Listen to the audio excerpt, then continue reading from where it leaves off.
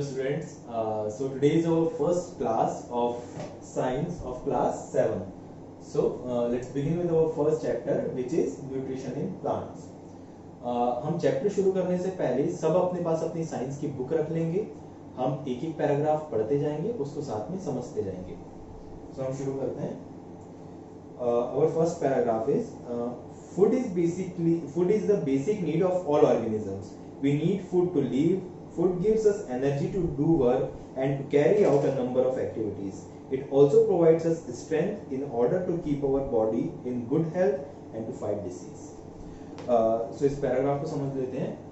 Food हम सब जानते हैं जैसे कि हमारी बेसिक नीड होती है. हमें हेल्दी रखने के लिए, हमें हमारे सारे दिन की एक्टिविटीज करने के लिए फूड जो होता है वो एक बेसिक नीड होती है. Food gives us energy to do work and to carry out a number of activities. Food हमें एनर्जी प्रोवाइड करता है. फूड हमें वो एनर्जी जो कि हमारी सारे दिन की एक्टिविटीज करने के लिए हमें जरूरत रहती है वो फूड हमें प्रोवाइड करता है. It also provides us strength in order to keep our body in good health and fight disease.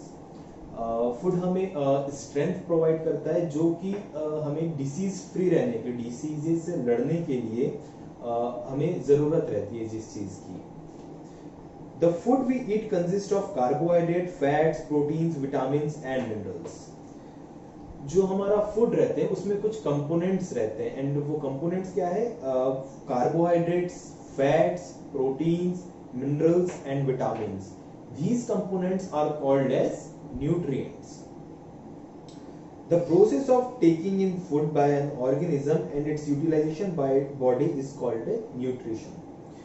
So, जो ये न्यूट्रिएंट्स रहते हैं, कार्बोहाइड्रेट्स हो गए, फैट्स हो गए, प्रोटीन्स हो गए, मिनरल्स हो गए, इनका हम फूड कंज्यूम करने के बाद इनका यूटिलाइजेशन, फूड से हम उससे हमारी बॉडी एब्जॉर्ब करना, हमारी बॉडी उस फूड से उस चीज को लेना, इस प्रोसेस को हम कहते हैं nutrition. Some of these nutritions gives us energy, some help us to grow and some protect us from disease. इनमें से जो कुछ न्यूट्रिएंट्स रहते हैं वो हमें एनर्जी प्रोवाइड करते हैं, कुछ न्यूट्रिएंट्स हमें ग्रो करने में हेल्प करते हैं एंड कुछ न्यूट्रिएंट जो रहते हैं वो हमें डिसीज फ्री रखते हैं. The plants can make food for themselves but animals include humans can not make their own food. They depend on plants और other animals. Thus, humans and animals are directly or indirectly dependent on plants. So जो plant रहते हैं वो अपना food खुद prepare करते हैं, अपना फूड खुद बनाते हैं. That's why they are called autotrophs. वो unlike humans and animals, जो कि हम जैसे कि हम खुद की बात कर रहे हैं तो हम अदर प्लांट्स पे या अदर एनिमल्स पे डिपेंड रहते हैं अपने फूड के लिए. वैसे जितने भी एनिमल्स रहते हैं वो सारे या तो प्लांट पे या तो एनिमल्स पे डिपेंड रहते हैं. सो जो एनिमल्स हो गए वो बेसिकली डायरेक्टली और इनडायरेक्टली प्लांट्स पे डिपेंड रहते हैं. हमारा नेक्स्ट जो मेन टॉपिक है वो है mode of nutrition in plants.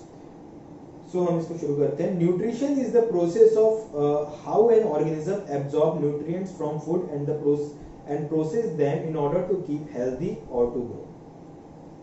Nutrition उस प्रोसेस को बोलते हैं जो कि प्लांट जो रहता है जो फूड से अपने न्यूट्रिशन एक्सट्रैक्ट करता है, फूड से जो न्यूट्रिशंस लेता है और अपने ग्रोथ के लिए उसको यूटिलाइज करता है, उस प्रोसेस को हम कहते हैं न्यूट्रिशन. न्यूट्रिएंट्स को एक्सट्रैक्ट करता है and the process is called as nutrition. There are two types of nutrition, autotrophic nutrition and heterotrophic nutrition. Basically दो टाइप के न्यूट्रिशन होते हैं. एक होता है ऑटोट्रॉफिक न्यूट्रिशन, एक होता है हेटरोट्रॉफिक न्यूट्रिशन. ऑटोट्रॉफिक न्यूट्रिशन हम उसे कहते हैं जिसे जो अपना फूड खुद प्रिपेयर कर लेते हैं, उनको किसी और प्लांट या एनिमल पे डिपेंड होने की जरूरत नहीं रहती, उसे हम कहते हैं autotrophic nutrition. And the heterotrophic nutrition हम उसे कहते हैं जो कि अदर प्लांट्स पे या अदर एनिमल्स पे डिपेंड रहते हैं अपने फूड रिक्वायरमेंट्स के लिए, उसे हम कहते हैं हेटरोट्रॉफिक न्यूट्रिशन. सो फर्स्ट हम ले लेते हैं autotrophic nutrition. In autotrophic nutrition organisms use inorganic substances like raw materials, carbon dioxide, water and soil. Autotrophic nutrition में जो ऑर्गेनिज्म रहता है वो कुछ इनऑर्गेनिक सब्सटेंस यूज करता है, कुछ नॉन लिविंग सब्सटेंसेस यूज करता है, जैसे कि कार्बन डाइऑक्साइड हो गया, वाटर हो गया, सनलाइट हो गया, to prepare their food. All green plants and some bacteria feed autotrophically. Therefore, they are also called autotrophs. सारे ग्रीन प्लांट्स, जितने भी हम ग्रीन प्लांट्स देखते हैं और कुछ बैक्टीरियाज, ये सारे के सारे अपना फूड खुद प्रिपेयर करते हैं. That's why they are called as autotrophs. Autotroph का अगर हम इसको स्प्लिट करके अगर उसका मतलब समझे तो ऑटो मीन्स होता है सेल्फ एंड ट्रॉफस मीन्स होता है नरिशमेंट. सो खुद अपना सेल्फ नरिशमेंट मतलब खुद से फूड प्रिपेयर करके अपना सेल्फ नरिशमेंट करने वाले ऑर्गेनिजम्स को हम कहते हैं ऑटोट्रॉफ्स. अब आगे बात करते हैं. Green plants use inorganic substances such as carbon dioxide, water and minerals to prepare their own food in the presence of sunlight. So जो ग्रीन प्लांट्स रहते हैं वो inorganic substances like carbon dioxide, water को use करते हैं in the presence of sunlight to prepare their food. This is done through the process called photosynthesis. And इस process को हम जो फूड प्रिपेयर करने की प्रोसेस होती है प्लांट्स की कार्बन डाइऑक्साइड और वाटर के साथ इन द प्रेजेंस ऑफ सनलाइट, इस प्रोसेस को हम कहते हैं फोटोसिंथेसिस. नेक्स्ट है हमारा heterotrophic nutrition. In heterotrophic nutrition, organisms feed on substances made by other organisms. All non-green plants feed heterotrophically. Heterotrophic nutrition, जैसे कि हमने पहले ही बात की कि उन न्यूट्रिशन को कहा जाता है, उन ऑर्गेनिजम्स को कहा जाता है हेटेरोट्रॉफ्स, जो कि अदर एनिमल्स या अदर प्लांट्स पे डिपेंड होते हैं अपने फूड के लिए. वो in heterotrophic nutrition organisms feed on substances made by other organisms. So in heterotrophic nutrition में जो ऑर्गेनिजम्स रहते हैं वो उन सब्सटेंस पे डिपेंड रहते हैं जो कि अदर ऑर्गेनिज्म प्रिपेयर करता है. All non green plants are fed heterotrophically. जितने भी नॉन ग्रीन प्लांट्स रहते हैं जो कि ग्रीन नहीं होते, उन्हें वो ज्यादातर जो रहते हैं वो हेटेरोट्रॉफ्स रहते हैं, वो हेटेरोट्रॉफिकली अपने आप को फीड करते हैं. हेटेरो का मतलब होता है अदर एंड ट्रॉफोस मीन्स होता है नरिशमेंट, मतलब कि अपने नरिशमेंट के लिए किसी और पे डिपेंड रहना. They get their food from dead decaying matter और फ्रॉम लिविंग ऑर्गेनिजम्स. ये अपना फूड कहाँ से लेते हैं? ये अपना फूड लेते हैं डेड और जो मरे हुए चीजें रहती है, जो कि सड़ी हुई चीजें रहती है, डिकेइंग जो रहते हैं, और जो लिविंग ऑर्गेनिजम्स रहते हैं, इनसे ये अपना फूड लेते हैं.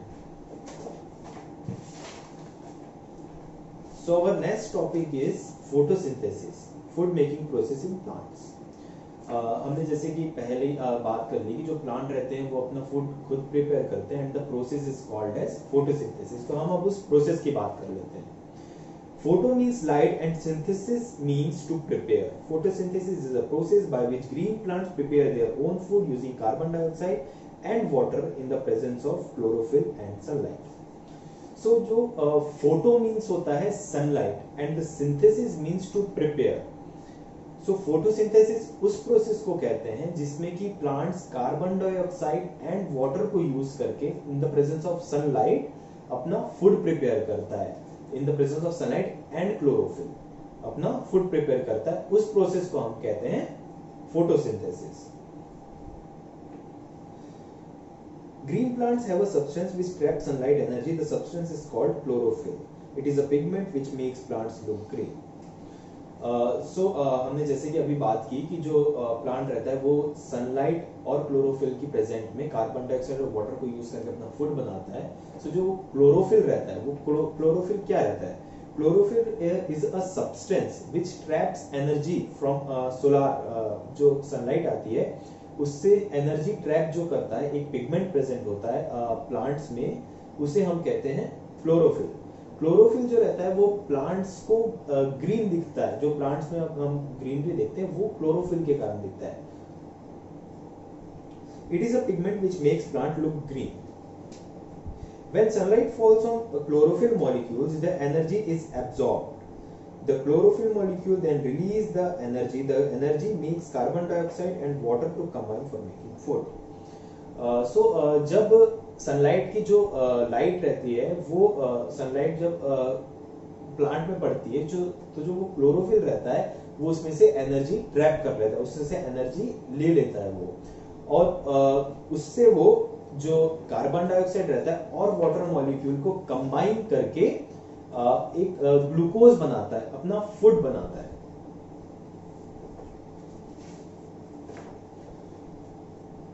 At the same time oxygen release in the atmosphere.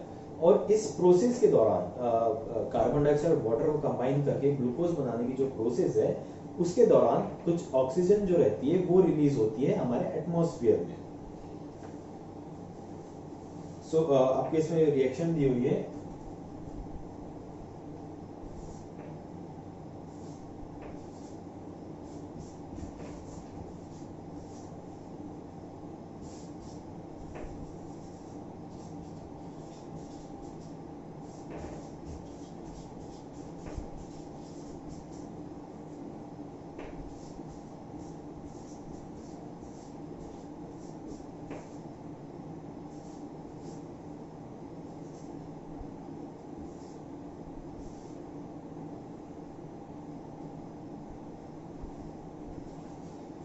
So carbon dioxide plus water in the presence of sunlight and chlorophyll क्या बनाता है, ग्लूकोज बनाता है और ऑक्सीजन इससे रिलीज होती है.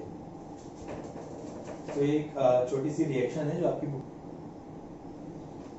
जो CO2 हो गया, CO2 को क्या कहते हैं, कार्बन डाइऑक्साइड. CO2 क्या हो गया हमारा, कार्बन डाइऑक्साइड. H2O क्या हो गया हमारा, H2O हमारा हो गया water. CO2 plus H2O, carbon dioxide और वाटर मिलके इन the presence of sunlight and chlorophyll क्या बनाते हैं, ग्लूकोज. ग्लूकोज का क्या फॉर्मूला होता है, C6H12O6. इसे हम क्या कहते हैं,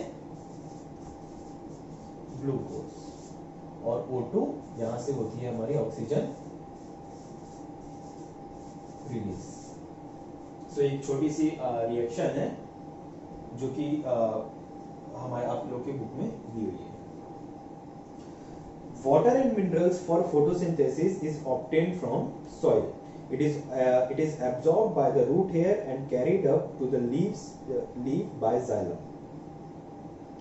जो वाटर और न्यूट्रिएंट्स जो कि फोटोसिंथेसिस में रिक्वायर्ड रहते हैं वो हमें जो प्लांट रहता है उसको मिलता है सॉइल से. आपकी सॉइल से मिलता है उनको ये न्यूट्रिएंट्स. रूट्स में कुछ रूट हेयर्स रहते हैं कुछ एकदम बारीक बारीक रूट हेयर्स रहते हैं, वो ये न्यूट्रिएंट्स और वाटर सॉइल से एब्जॉर्ब करते हैं और जो जाइलम के थ्रू उसे ऊपर लीव्स तक पहुंचाते हैं. The prepared food is taken to all parts by the phloem. The leaf obtains carbon dioxide from the air. The carbon dioxide gets into the leaf through tiny pores called stomata. जो prepared food रहता है, leaves में जाके food prepare होता है. हम सब जानते हैं कि लीव्स जो रहती है प्लांट की फूड प्रिपरेशन का काम करती है. जो लीफ में जाके फूड प्रिपेयर होता है और वो फूड पहले हम एक काम करते हैं, पहले हम जाइलम और फ्लोएम का वो समझ लेते हैं. तो जो जाइलम रहता है, जाइलम का काम रहता है रूट से, सॉइल से जितने भी न्यूट्रिएंट्स एंड वाटर रहते हैं उनको लीव्स तक पहुंचाना. तो ये हो गया सॉइल से लेके लीव्स तक पहुंचाने वाली चीज को कहते हैं हम जाइलम. और फ्लोएम जो हो गए, फ्लोएम जो प्रिपेयर्ड फूड रहता है, जो बना हुआ प्लांट्स में खाना रहता है, उनको डिफरेंट पार्ट्स ऑफ प्लांट्स में ले जाने का काम किसका रहता है, फ्लोएम का रहता है. सो प्रिपेयर्ड फूड को ले जाने का काम किसका रहता है, ये रहता है काम फ्लोएम का. So the leaf obtains carbon dioxide from the air. The carbon dioxide gets into the leaf through tiny pools called stomata. जैसे कि हमने देख लिया कि वाटर एंड न्यूट्रिएंट्स जो रहते हैं वो हमें लीफ को कहां से, प्लांट को कहां से मिल जाते हैं, सॉइल से मिल जाते हैं. अब अगर हम बात करें कार्बन डाइऑक्साइड की, क्योंकि हमने पहले देखा है कि कार्बन डाइऑक्साइड वाटर रिक्वायर्ड रहता है, तो वाटर तो हमें सॉइल से मिल गया. प्लांट को। और अब कार्बन डाइऑक्साइड कहाँ से मिलता है? कार्बन डाइऑक्साइड मिलता है उनको एयर से, जो हमारा एटमॉस्फेयर रहता है उससे वो कार्बन डाइऑक्साइड लेते हैं। कैसे लेते हैं? लीव्स में कुछ स्पोर्स प्रेजेंट रहते हैं, कुछ टाइनी स्पोर्स प्रेजेंट रहते हैं, कुछ टाइनी एक तरह से कहते हैं छेद जो रहते हैं वो प्रेजेंट रहते हैं, उनको हम कहते हैं स्टोमेटा। लीव्स में जो प्रेजेंट रहते हैं कुछ पोर्स, उसे हम कहते हैं स्टोमेटा। सो वो स्टोमेटा के थ्रू अपना जो कार्बन डाइऑक्साइड है वो लीव्स में आती है। The carbon dioxide gets into the leaf through tiny pores called stomata. हम स्टोमेटा का एक छोटा सा डायग्राम देख लेते हैं, आपके बुक में भी दिया हुआ है ये। सो एक छोटा सा डायग्राम है स्टोमेटा का, वो देख लेते हैं।